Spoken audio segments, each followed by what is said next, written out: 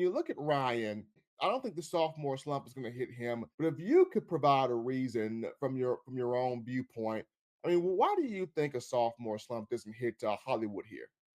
Well, one of the first reasons, and like you said, all due respect to what came before, but I do think Ty Simpson will be a better distributor of the ball. So it's funny, 15 to 20 targets in a game for one person is probably not the best thing. A little bit too much pressure in that area.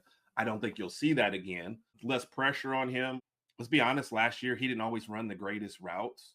I think another year of refinement for him. I think in high school, Yeah. sometimes you can get by just talent wise. And once you start to go up a level, it's like, okay, I've got to get a little bit more in my craft. So I think you'll get that as well. And then honestly, a lot less pressure this year. Last year was like, all right, we're going to get it to Ryan. We're going to get to Jeremy. All right, we're going back to Ryan. You know what I mean? Like, that was it. You know what I mean?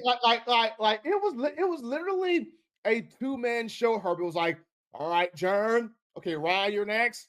Okay, Ryan, you again. Okay, Ryan, you a third time. Wait, we forgot Jern. Let's go back to Jern.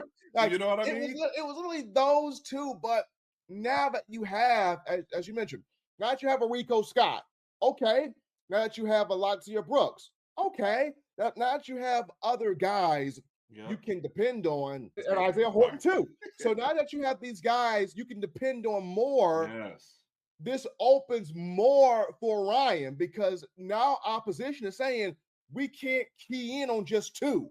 Yeah. Because now you've got Bernard 5, who's a beast, catching it. Now you got this little 17 Brooks as a freshman catching it. Now you got this Horton transfer kid catching it. You can't just put your whole defense on Ryan Williams now. This point right here, this is another one too. The fact that the running game will be better and more balanced and not 90% QB run is also a huge reason why. The defense can't just load up on any one spot. Like, they're going to have to stay honest. And I think that'll open up stuff for the wide receivers as well. And because, Herb, you bring up that point, going back to, and this ties into not having a sophomore slump for Ryan Williams, I want to bring up two situations here. First situation I want to bring up, that 2012 Bama offense. The reason why Amari Cooper as a freshman was able to have that 1,000-yard season, you look at other guys, A.J. McCarron was spreading the ball around, right?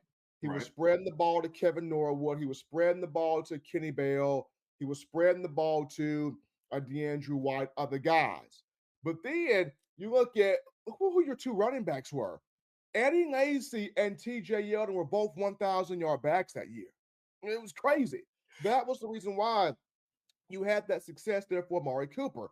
And then you go to 2015, you look at, Calvin Ridley, 1,000-yard year. I think he had 89 catches, 1,045 yards, 7 touchdowns. Well, you had Derrick Henry, who ran for over 2,000 yards that season.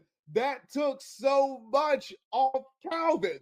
And then not to mention, you had Ardarius Stewart, who, in my opinion, one of the most underrated guys to ever play at Alabama. Ardarius had a good year. Then you had Richard Slotty Pippen Mulaney, who had, 38 catches for 390 and 5 touchdowns. So it pays, as you stated, Herb, when you have the balance of a running game mixed with other receivers around you that can step up and catch the football, it does take the pressure off a number one guy. Agree. And that's why, I think everything is in position for him to have a good year and to be the guy without always having the pressure of being the guy. Like, we look at Smith, at Ohio State, who is, by the way, phenomenal in any setting. Having some other guys there and 2 great running backs only helped out his whole situation. They were a very balanced offense that could hurt you anyway. And then you saw when, okay, big moments, we're still going to our guy. So he was still very clearly the guy with one of the most, if not the most balanced and best offense in college football last year. That's what I see for Ryan Williams this year.